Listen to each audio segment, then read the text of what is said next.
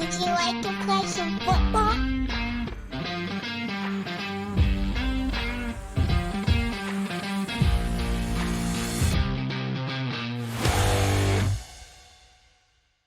Welcome to another edition of Gridiron and the Gospel of Faith in College Football podcast. I'm George Schroeder. He's Dean and Sarah. And we are going to look back at week 12 in college football, which always makes us a little bit sad, and look a little forward to week 13, which, when you look at the schedule, makes you a little sad, especially if you're one of those SEC teams playing the FCS. One of the great traditions in college football, the SEC scheduled week before Thanksgiving. So good. But week 12, first of all, let me just start with this. In this crazy year, Dean, nobody got fired again, at least as we record this time on Monday morning. No one got fired this week, which is something you have to say. But it was a great weekend of football, starting with, and we could start a lot of places, but we ought to start probably in College Station, where I'm still not sure what to make of Texas A&M's 30-3 deficit to a bad South Carolina team at home in College Station. And then the explosion they had after the implosion, the explosion in the second half to win 31-30. It's alarming and then amazingly impressive is kind of the way I'd go with that. What do you think about that? What did you think about that game in the moment and now after a day or two to think about it? Well, George, how dare you call them a bad South Carolina team? You know, they go 12-0 in any other conference. Isn't that the rules? Yeah, they're terrible. Stop. And so I'm a little split on it. One, it's like, okay, Texas A&M was at home against an awful team, and that happened. But in today's college football game, you just win in advance. You know, so they showed some moxie. They won the game, and I'm not trying to oversimplify it. It's just, and today it used to be where you're just trying to decide between two teams, and it was like, well, they only beat so and so by 1 point. That's what's refreshing about the NFL. No one cares. It's just you win, right? You go. I've never heard anyone say they only beat the Jaguars by 3. Nobody cares, right? In college, it's the end of the world when you only beat someone barely. It shouldn't be that way. Maybe it's because this the hysteria of college football fandom, but just win in advance. So to me, Elko showed something, that team showed something, and we don't know a lot about them because again, they've played one team. They played Notre Dame, and Notre Dame botched a snap that they could have, won that game. And so that's all we know about them is that week 2, I believe it was, win. And but they're winning. They're undefeated, and they're going to keep going. But the schedule disparity is just ridiculous in college football right now. Because you look at A&M, and it's like they play an SEC schedule. What does that mean? You play South Carolina, Missouri, and Auburn? Well, that's the point, right? Not all SEC, not all Big Ten schedules are going to be created the same when you have 16 teams in the schools in the SEC and 18 in the Big Ten. And Texas A&M played Missouri when Missouri was ranked, but you don't get to claim a ranked win at the time. I mean, and of course they're ranked. It gets inflated the preseason ranking.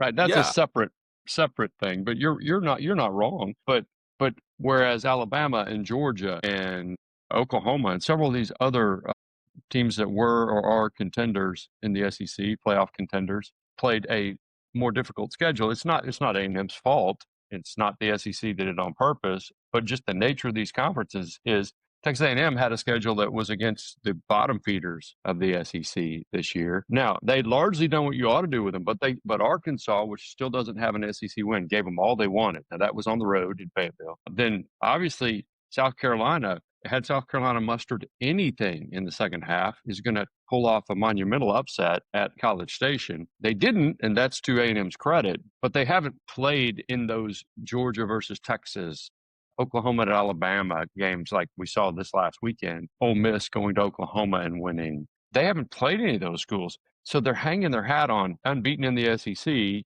and that win at Notre Dame. And that's one of the best wins in the country this year. There's no question. And Notre Dame continues to show that they're really, really good. But you're right. That's part of the problem with the disparity of schedules inside the league. You can't just talk, as you said, about an SEC schedule. Marcel Reed looked like he lost the Heisman in the first half and won it in the second half. It was just an interesting game.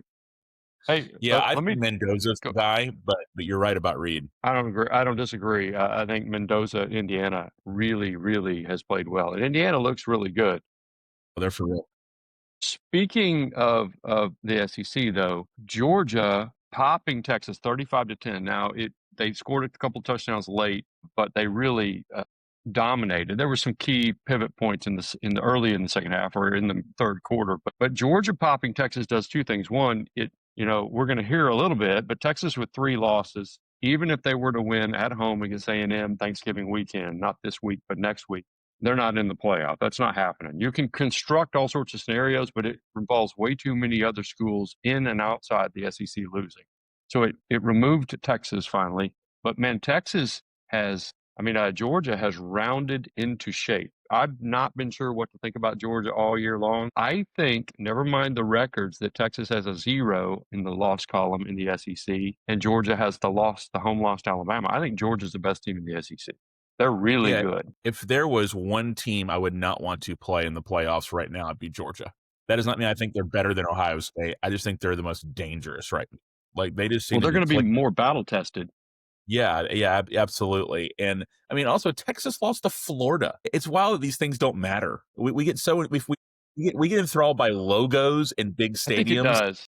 1996, like I Miami think it does. Florida, and Texas lost to them. In the Bluebonnet boardroom at the Gaylord Texan in Grapevine, Texas, where the selection committee will meet, I think it does actually matter. I think they get swayed by the helmet sometimes, as good as they are. They shouldn't even come up. They shouldn't even come up in the room. Well, I don't know that they will. Yeah, I don't know that they will, but it's not. They're not going to be close to the top 11, which you have to be to get in, obviously, because that 12th slot is going to be reserved to the 5th conference champion. But Georgia looks really, really good. I think that we won't see much more talk about Texas. I think they're going to lose at home to Texas A&M, but Georgia looks really good. Meanwhile, speaking of the SEC, we might as well keep going there. Oklahoma at Alabama, and the Sooners muster about 3 yards total, and obviously it's a little bit more than that.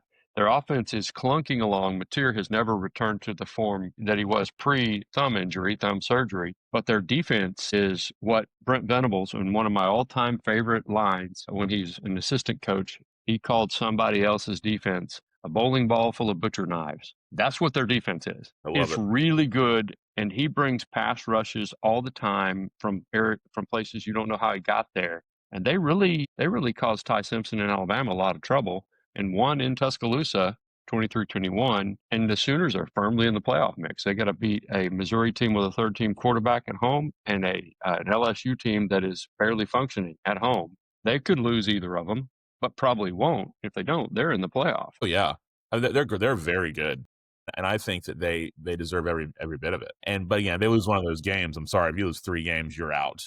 Especially in an unbalanced world that we're in, scheduling wise. But what Venables has done there, and isn't it amazing? Like, in his 2nd year in the SEC, he's doing this, and he's the real deal. And there was a minute where we thought he was on the hot seat. They were pretty bad last year. I know they had a ton. No, they were bad. They had a ton of injuries. They were pretty darn bad. Well, they had 2 losing seasons, the only 2 losing seasons this century in his first 3 seasons. And, 6 and 7 last year, one of those losing seasons, he was clearly on the hot seat. But if we take a big step back, 6, 7, 8 years ago, Oklahoma was a perennial playoff contender. And you know what? And their offense was unbelievably good under Lincoln Riley. But the problem they had, and the reason that they didn't win a playoff game and couldn't win the national title, and I think in 2017 with Baker Mayfield, they played that double overtime Rose Bowl semifinal against Georgia. You win that game, and I think you win the thing. I think that was their best team. A huge lead. They had a huge lead in that game. That's right. They were up big in the first half, lost a lead. Their problem was they couldn't stop air. Their defense was terrible under Lincoln Riley. Well, their offense is not great this year. Maybe there's a chance to fix that. But what Brent Venables has brought back to them is championship level defense. I'm not saying they're going to win a championship. I am saying if they get into the playoff, they may advance a game.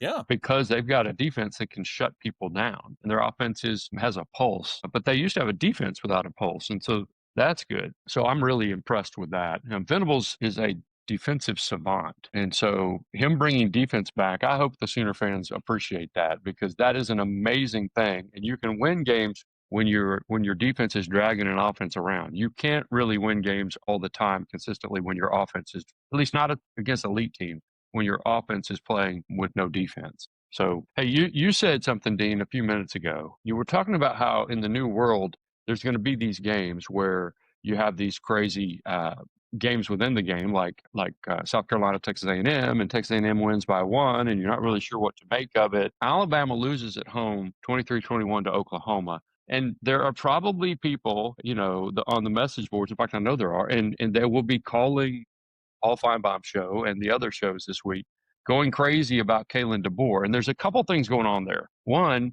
you were flat out spoiled by having the greatest coach of all time, in Nick Saban. And so anybody is not Nick Saban. The next guy and the next guy and the next guy is not going to be Nick Saban. And then B, or two, you're also completely ignoring the new reality in college football, which is why Nick Saban left, by the way, which is you can't build those kinds of teams anymore because the talent is spread out because of NIL and the portal.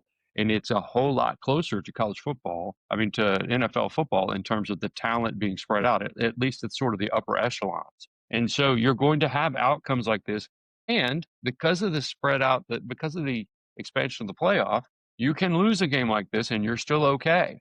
But Sure, it's just for Alabama. you got to get used to this. This is the way it's going to be. You're not going to be as dominant. You can't be. No one's going to be Nick Saban, and there are going to be a lot more games like this that you win or you lose on the last possession, kind of like we see every Sunday. And you're like, how does the NFL engineer this? It's like pro wrestling, and it's not.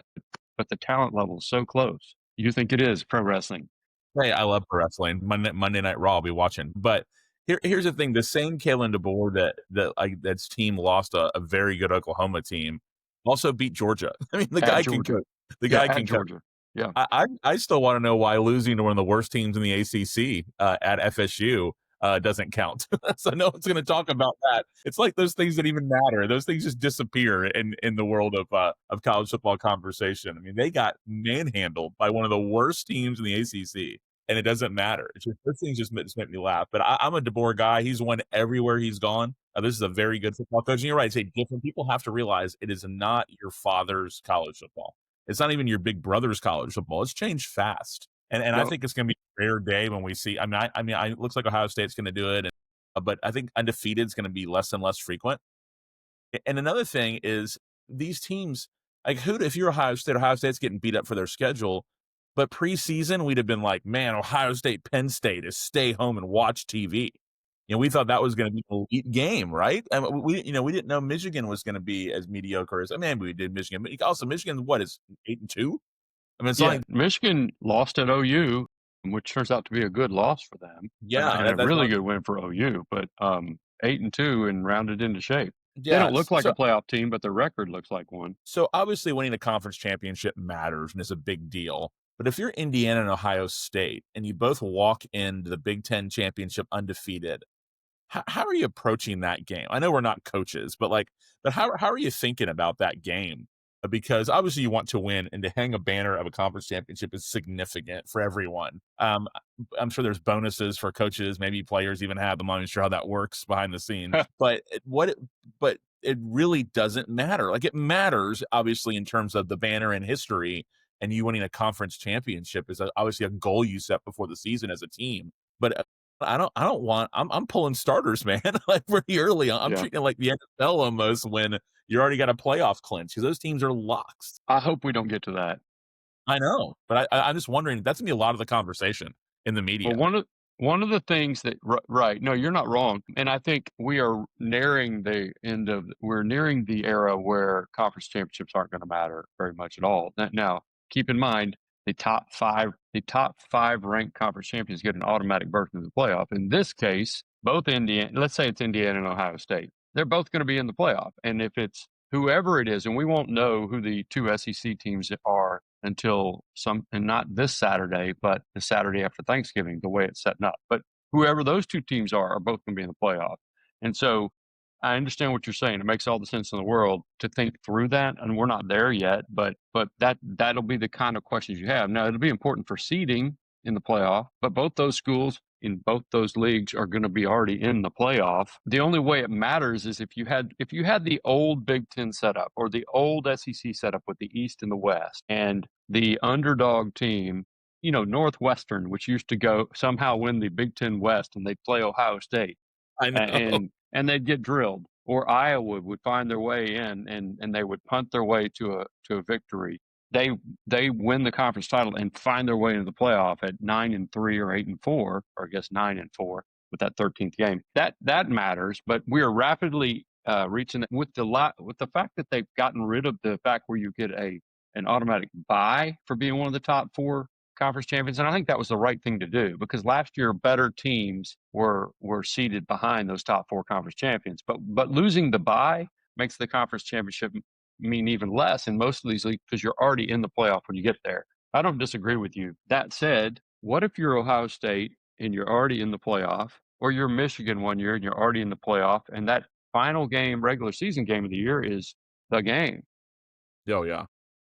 You have to win that. Keep in mind what Ryan Day went through after they lost that game last year. And if he hadn't won the national title, he might not. I mean, literally, if they'd have won a game or two in the playoff and not won the national title, he might not be the coach at Ohio State. Yeah. Those fans are going to have to get over that one year. And I don't know how Michigan or Ohio State fans will get over it, but they'll have to. Yeah, it is a different day. There's so many different scenarios now, but I guess you just got to continue to coach your guys and say, we are going full speed after every game. I guess.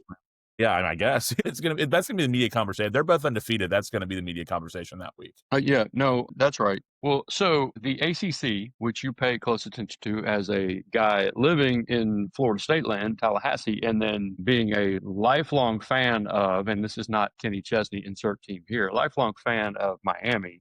Absolutely. Continues to implode. The ACC does. What do you make of the ACC? Well, can't the ACC just claim the old SEC? We beat each other. Isn't that the old thing they used to say? Does that only apply? They could, but this is what's happening. Our man Feinbaum is not buying that. So of course not. Of course not. Remember, Missouri would go 12-0 in the ACC and the Big Ten and everywhere else. Don't forget that. So I think Miami's the best team, and I think that's taking my fan goggles off. I agree with that. I think most people do. Yeah. Miami lost by 3 points to Louisville and then to SMU. That same thing happened there. They just threw that game away several times and had some really interesting calls that led to that in the game. But the way it's playing out right now, it's like Miami's going to win against Notre Dame. Doesn't seem to matter. And so I think Miami's going to be maybe the last team out because no one helped Miami on Saturday. Everything Miami needed outside of Georgia beating Texas didn't happen. Mm-hmm. So the team lose one. Georgia Tech, squeaked out against Boston College, which I thought, again, if they were Texas A&M, it'd be a gritty win. But Georgia Tech barely wins, so they stink now. But I think that you have the imbalanced scheduling, like Virginia, and then you have Duke, and then you have Miami, and none of those schools play each other. Florida State this year doesn't play Louisville, SMU, or Georgia Tech. How does that happen? Right. Yeah, so I think you're seeing that. I think you're seeing teams that aren't really that good, like a Virginia, who's good for them. It's a good year for Tony Elliott and for their program. They should be happy about that. But they're not a top, national scene, team. But they're able to sit there at 7-1, 8-2, as the season goes on, and because of that. But again, I'm not trying to take away from him, but there's not an ACC team outside of Miami that really has any playoff buzz whatsoever. But because of the conference championship, I think Georgia Tech's a good football team. I don't think they get enough credit that they deserve. But it's just so hard to think about because it's so imbalanced, and you just don't. They win a big game, then you lose a random game you shouldn't, and it's just hard to make sense of it. It's just it's a lot of B- teams that are contending for the championship. That's what you have is a lot of B- teams, C+, B- teams that are competing for a championship. Yeah, I agree with that. And here's the other thing too. You need Clemson and you need Florida State to be good, along with Miami. And if those teams are good, that's your path to people thinking the league is better, and that's your path to, because frankly, the league would be better. And then that's also your path to more than one entries. The problem they got right now is it's not just looking at the ACC and saying, well, obviously the champion's going to be in there because they're going to be one of the top 5 ranked conference champions. That's clearly going to be the case. The problem is I don't know how you get that second team in there, which is what it's going to look like. And because you have to look at the other around the country who's getting in and what the committee has done so far in these fake rankings that I wish they weren't doing. So I think that's the problem. I mean, Notre Dame's going to lose to Syracuse or USC or Stanford. Those are the last 2 games. That's not happening. No, Notre Dame's about to go 10-2, and they look like a playoff team. Yeah, I mean, USC lose to Oregon and get knocked out for good. That's the only other really option, I think. I don't know how another team gets in, and that's the Well, strange and thing. the other question is whether or not we're now potentially looking at the other thing that the ACC has to worry about is the Big 12 is likely Texas Tech, but that's if they win the conference championship, that's probably the only team that gets in. But if BYU were to come back and beat them in the conference championship, I think you're obviously going to see BYU in, but you're clearly going to see Texas Tech in there too. Utah's lurking and is really good. I don't see their path. But if the Big 12 gets two in, the ACC is not getting two in. And that's before we talk about how many will there be four teams from the Big 10. If USC wins at Oregon, and we'll talk about that in a little bit here this week, then it's possible that you'll have Ohio State, Indiana, USC, and Oregon, although it's also possible Oregon gets kicked out there at that point. The SEC, I thought at one point probably four teams. It's hard for me to figure out how you don't get five teams in right now. Yeah, who are locks? Texas A&M, Bama, Georgia, Ole Miss are locks. I Who am think I that's missing? right. Well, that's the locks. Then Oklahoma, if it wins Oklahoma. out, which is Sorry. Yeah, two they're a home lock. games against two. Well, they're not, but two home games against Missouri and LSU. You could lose them, as I said a few minutes ago, but they ought to win them. If they Lock. win that, they're in. Then you're looking at some combination of could Vandy find its way in? There's so I think they're not going to get six, but that'll be the conversation about it. But if they get Sankey will five, complain if they don't get six. Sankey will be mad. if they get five, if they get five, and if the Big Ten gets three, Ohio State, Indiana, and either Oregon or USC, let's just say Oregon for the moment, that's eight. Two of those are conference champions. Add three more conference champions, right? So that's 11, right? And then the question is, who gets that other spot? Is it Notre Did you count Dame? Notre Dame? No. So I said five SEC schools, three Big Ten schools. It's eight. Two of those are conference champions. You got to have three more conference champions, right? So that takes you to 11. ACC champ, Big 12 champ, what we used to call Group of Five champ, right? Now you're going, who's the 12th spot? And it's probably Notre Dame. Notre Dame, Miami. It probably should be Miami if they finish at 10-2. But you're looking at Notre Dame or Miami. You're looking at Notre Dame, Miami, Utah. I was at the Notre Dame game when Miami beat them. It's crazy that if you have the same record that you don't look to that. I mean, I'm one of those people where if you have the same record, you look to head to head, and then if that's not there, you look at common opponents Mm-hmm. and how you fared against them. I mean, something has to matter there. I think I would say Oklahoma's a lock. I think we got five SEC teams for sure. I think the Oregon, if USC beats Oregon, now that's going to be interesting. What happens there? I can't see them leaving Oregon out. But that'd be really interesting. Yeah, but I can. Who's their win then? The numbers. Then I don't know what now. Who's Oregon's win if they lose to USC? Is it Iowa? Yeah, that's pretty much it because you lost at home. Well, yeah, I mean Penn State doesn't get you much, right? But you lost at home to Indiana and got handled pretty good. Yeah. Now it's not a bad loss, sort of, but it's at home and it was your opportunity because Oregon's path is not the same as some others' path in the Big Ten. I think they could get kicked out by the numbers. That's the thing. I mean, it's one thing to say, well, they should still be in, but by the numbers. Is their biggest win Iowa right now? Is that their biggest win? I think so. That's a good win, but none of us think of that as a good win. I mean, you went in the rain. No, obviously, we talked about this last week. Not that the Ducks don't know rain, but we act like Midwest rain and cold is different than Northwest rain and cold. But they went to Iowa City. That's a tough place to play, and they beat a good, not great Iowa team. So, yeah, no, I don't know. All right, weekly shout out to Texas Tech. Texas Tech is good. They're really good. It starts on the defensive line. They're good enough, and this is where I want to go real quick for about 2 or 3 minutes. Texas Tech is not just playoff good. Texas Tech is good enough to win a game or two in the playoff. I'm not going to make them a national title contender because I think their offense is a issue, but do not sleep on Texas Tech once they get into the playoffs. They're really good, and you don't get it because you don't think anything about the Big 12. We focus on the SEC. We focus on the Big 10. I mean, as college football fans, and we go, hey, whatever, the Big 12. They're good. Oh yeah, yeah. And so my question for them is going to be, how do they handle the big stage? They did on game day. When they had game day there. Obviously, they stepped up. This is a whole other notch. And that's my question for Texas A&M. but I'm a full believer in them. They have a great. They're a good football team, and again, the offense has got to get going somehow quickly. The way they play defense, that D line is havoc. I mean, they can stop anybody. Mm-hmm. I agree. I agree. They're good. They're really good. So do not sleep on them. All right. So here's my question. We were just talking about a bunch of schools that, are locks or aren't locks, could get in, won't get in. I was going to say give me three, but go as deep as you can and tell me, not that this team could get into the playoff and win a game. Who's an actual legitimate national title contender? Yeah. I think Ohio State for sure. Agreed. Despite the fact that they played nobody. Yep. I do too. And I wouldn't have said that a year ago or even earlier this year. Yeah. Hey, Ohio State beat the beloved Texas Longhorns. Don't forget whose losses against Florida don't count. So don't forget about that. You got to burr under your saddle about the Longhorns, sir. I do. I'm so anti because I'm just mad that no one talks about them losing to Florida. So I think Alabama absolutely can win the national championship. Hold on a second. And going to overtime at Kentucky and at Mississippi State too. I mean, they could easily have two more losses. Bad SEC schools. Their name should not come up in the room. It should not be mentioned. Yeah. Okay, so Ohio State, and then who was the second team you said could win the whole thing? Indiana can win the whole thing. Yeah, they have Indiana. They have a quarterback. Quarterback matters. Yeah. I mean, you have a quarterback. I think absolutely Alabama and Georgia. And I'm gonna throw in Ole Miss. Okay, I think they can make a run. I don't think Ole Miss can win it. I think they can make a run, but I don't think they can win it.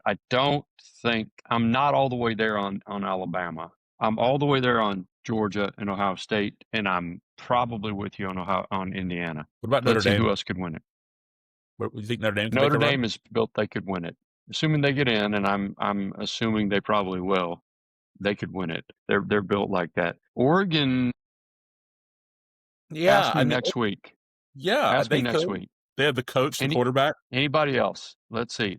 Oklahoma is not. They look like a playoff team, but they do not look like they can win it because their offense is not there. You got to. They may beat somebody. Yeah, and they may beat two somebodies, but they're not going to beat everybody unless John Mateer turns into September Mateer, and I don't see that. They don't run the ball very well either. That's the other thing. We have no clue on the Aggies. The Aggies are just a mystery. We just don't know. I mean, they're undefeated. That matters, but we just don't know. Yeah, I think. Yeah, the problem is it's time to evaluate their schedule. But yeah, look, I think they could win it. I think they'd be of that group. They'd be more likely to run into somebody and not live up to their potential probably than these other schools. We're going to see, very, very soon, sadly, we'll be in the playoff mix. And I say sadly only because that just means we'll be nearing the dark times, as I like to call it, the end of the football season. So yeah, right. Real quick, Dean, this week is a light week in part because the SEC is taking the week off and playing FCS schools largely. Here's what we have this week on the slate, and you can tell me if I missed one. I don't think I did, but USC at Oregon. College game day is going out to Eugene for the second time. The two Georges are going out to Eugene. George, me, and George's son are going to I love it. Go out, and he's been a big Duck fan since we lived there and has only seen one game a dozen years ago or so, actually longer than that, when he was young and I was still working out there. And so we're going to go out and watch a game, and it just happens to be a great matchup, and it happens to be a game day game. But USC at Oregon is a good one. What do you like about that? What do you see from that game? Well, there's legitimate playoff implications there. I mean, if USC beats Oregon, I mean, I think they're the 12th team, maybe. I mean, they could be. I mean, Notre Dame would be that. But no, I think they might kick Oregon out, and it might be USC. Yeah. Yes, this could be a playoff. This could be one of those like win and you're in play-in games, like unofficial play-in games. I still can't see them leaving Oregon out just because of the brand and all the things. But I don't underestimate how those things come into play. But that's good. And okay, so I'm a big college football traditionalist. I mean, I'm the guy who loves rivalry games. I love trophy games. I get into that kind of Furman stuff. At Clemson. That's a big one for you. Yeah, well, I mean, I'm the guy who gets excited about Western Michigan versus Central Michigan. So this weekend, to take a little pivot on the games I'm looking forward to, Harvard Yale is this weekend. Yeah. And I just love that. Lehigh Lafayette, one of those historic rivalries in all college football, is this weekend. I'll definitely be watching that. On my phone, I'll be looking in on that game because I've never in a million years watched Lehigh or Lafayette any other time, but they play each other. That rivalry really matters. And my boys and I will be at Miami, Virginia Tech this weekend, so we're going to Blacksburg for that big game. But again, not a huge schedule. I always look ahead and to see. I'm trying to guess where game day is going to be, and it was pretty obvious it was going to be USC, Oregon. But in my mind, I'm going, man, how cool would it be if they went to Lehigh Lafayette or went to Harvard Yale to celebrate those historic rivalries? Yeah. And then I'll be watching midweek MACtion because the MAC. I know none of our listeners care about the MAC. But the MAC is like a log jam too for who's going to win that conference. There's like a bunch of teams sitting at one loss in the conference.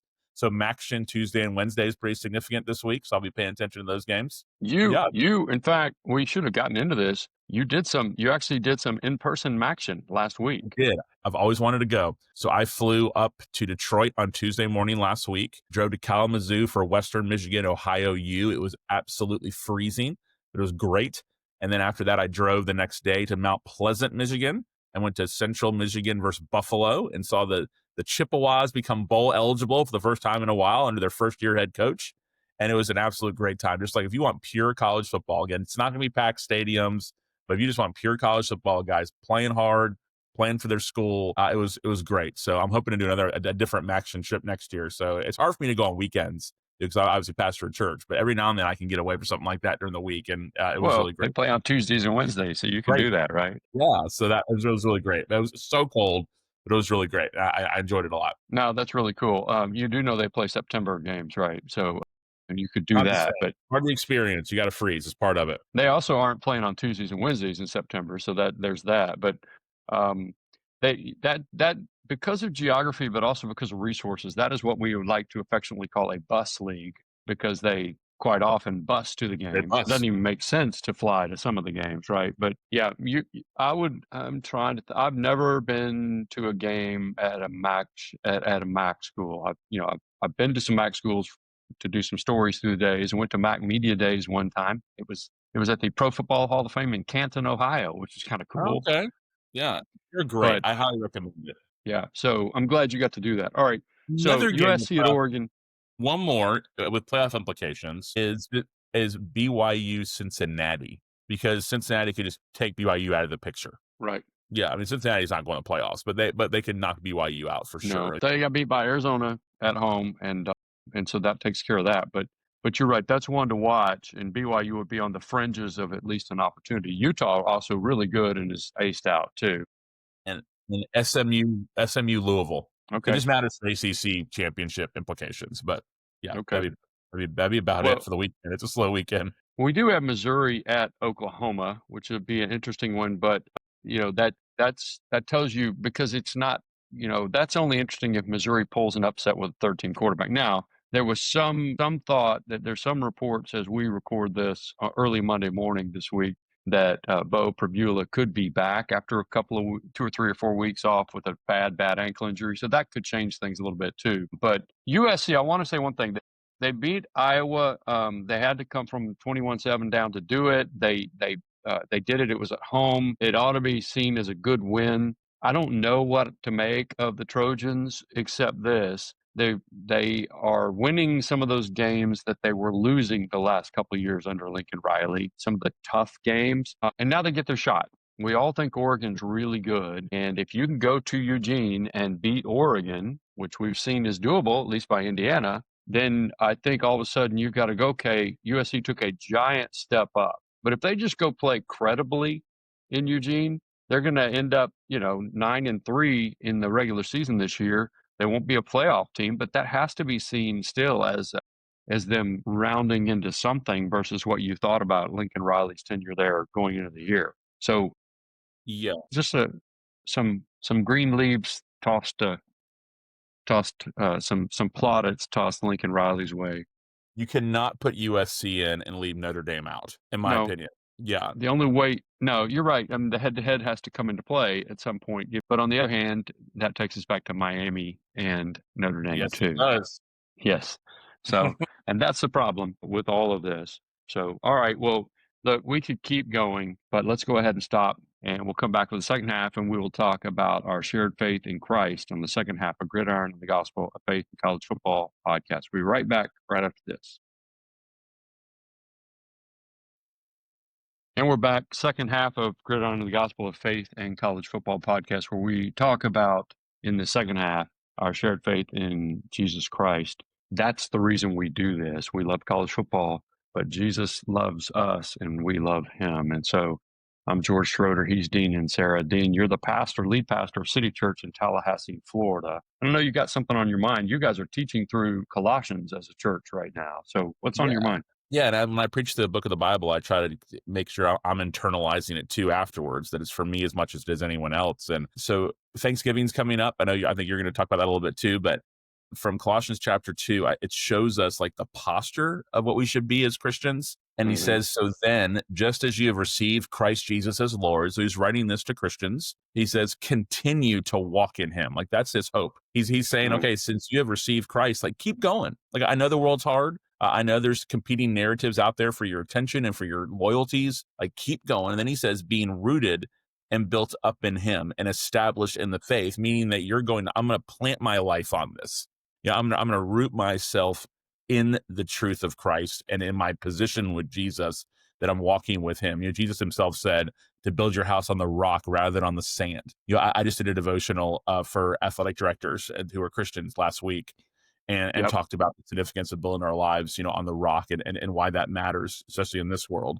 And then he says, just as you were taught. Now, it's easy to think that maybe he's talking about just little kids that came to, or remembering your childhood. This is anyone who's come to faith. You were taught the faith. And he says, and so I'm going to read through it again. Just as you receive Christ Jesus as Lord, continue to walk in him, being rooted and built up in him, and established in the faith, just as you were taught. And here's that last part, and overflowing with gratitude. Like that's the Christian posture. We're a grateful people because of what Christ has done for us. Even if we have in our minds 15 things to not be grateful for, we can still be a grateful people because of the salvation that we share in Christ. And then later in the text, in chapter 2, he talks about what God's done for us. He says that the certificate of debt that we owed God, like it's been erased because Jesus took it on himself. What was our debt? Our debt was death because we've rebelled against our creator. So here Jesus dies on the cross. It's not some symbolic gesture as some might think it is. He actually took on the debt we owed for our sin by dying, even though he was the only one eligible to do it. George, I can't die for your sins and you can't die for mine because we have our own sins to be accountable for. Only one who has never sinned can step in our place, and that's Jesus Christ. And so what has happened? He has erased the certificate of debt that we owed. He has risen us to new life in him. So what is our response? A grateful people. And Thanksgiving gets a bad rap sometimes. People will say things like, well, shouldn't we be thankful every day? And of course we should, but there's something about setting aside a day. The church throughout history has set aside a day to recognize the resurrection of Jesus Christ, Easter Sunday. So we talk about the resurrection every day? Of course we should, but there's still something about setting aside a day and saying, this is our focus today. So as Thanksgiving comes forward, just around the corner, we're going to get some football, of course. It's a big NFL day, but we're going to get some football as well, college football as well of that weekend, rivalry games, all the things that make this sport so great. No matter what your record is, they're selling out stadiums because you're playing Clemson, right? You're in South Carolina, those type of things that we just love about college football. But let's take some time to be a grateful people and just thank God for a lot of things he's given us, but ultimately that Jesus has taken on the debt that we owed and he has erased it. We're not getting a bill later. There's not interest coming we're not having to pay interest on it. I mean, it is gone. It is erased. And we have much to be thankful for because of that. I love that. And I would just echo that a little bit. I would just say, man, I love that. So then just as you receive Christ Jesus as Lord, continue to live in him, being rooted and built up in him and established in the faith, just as you were taught, and overflowing with gratitude. And how often do we not overflow with gratitude at all? And obviously this is as you mentioned, November, we start thinking about Thanksgiving. The one thing I think about Thanksgiving, even in the lives of Christ followers, is it's sometimes misdirected. We're thankful for all sorts of things like friends and family, and those are proper. We're thankful for all sorts of gifts. But my question is, are you properly thankful to the giver of all those gifts that you have? And ultimately, as you said, if you have come to faith in Christ, the giver of life to you, spiritual life. So I love that. In a week ago, I taught through Luke 17. There's an episode where Jesus he's going into a village and he encounters 10 lepers and they start yelling at him, Master, have mercy on us. And so he does. He heals the lepers, which was a big deal back then. We don't think much about leprosy now because almost none of us can get it. You'd have to go pet an armadillo to get it now. And if you get it, it's curable. But it wasn't curable then. Don't pet Yeah. armadillos. That's the moral of this Sure. story. You live in But- Texas or something? We got armadillos, man. Let me just tell you. Usually I see them and they have expired on the road, but helped along by a truck. But he heals these 10 lepers, and he says, actually what he says is, go see the priest, because there was a process by which if you were healed, you would be back, right? You could get back into society. They were outcasts. And so as they're going, they're healed. And they all keep going, presumably to the priest, except one guy turns around and comes running back to Jesus, one of the 10, and he falls at his feet and he worships him and thanks him. Y'all, that is the picture of what Jesus does for us in saving us, and then beyond physical, I mean spiritually saving us, and then how our posture should be to him. Thankful, not just for being healed, because I'm assuming those other 9 guys, and all I can do is assume, we're super thankful. They got to go back to their old lives, but that's what they wanted. They just want to be back to their old lives. And if all you want when you ask God for something is to go back to your old life, that's great, but have you been spiritually healed? And if that's all you want, this guy came running back and fell at Jesus's feet, and he thanked the giver, and he worshiped the giver, not just thankful for the gift. And so y'all, Yeah, that's awesome. be thankful for the giver. That's what I would ask you to be. Be thankful for the giver. As we move into this Thanksgiving time, be thankful for the gifts, be thankful for the football, be thankful for your friends and family. We had Friendsgiving at church yesterday where we had, everybody in the gym and had to keep setting up new tables to have lunch. Man, I'm thankful for the church that God's Great. put me in. Great. I'm thankful for all these things, but are you thankful for Jesus? Are you worshiping him? This is a good time to reorient, recalibrate your life towards who you ought to be thankful for every day. And I'm grateful that God put Colossians 2, 6, and 7 on your mind, Dean, on your heart. And may we be grateful for the giver. If you guys have any questions, comments, whatever, you can email us at gridirongospelpod@gmail.com, gridirongospelpod@gmail.com. You can find us on Twitter at George Schroeder, at Dean and Sarah.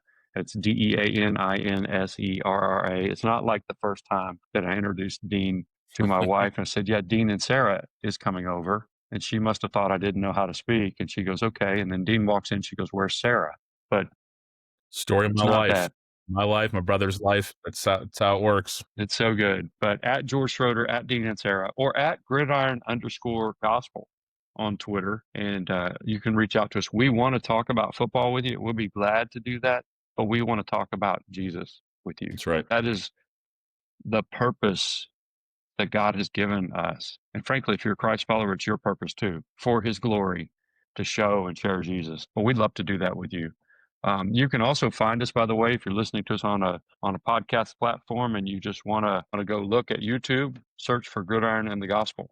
You can visit us online at gridironandthegospel.com too. So we would love to see you. We'd love to talk with you. And just I want to talk more and more and more about Jesus. We'll talk football too. So I appreciate you guys listening. Appreciate you, Dean. I know you've got to run and I do too, but y'all tune in next week for more Gridiron and the Gospel, a faith in college football podcast.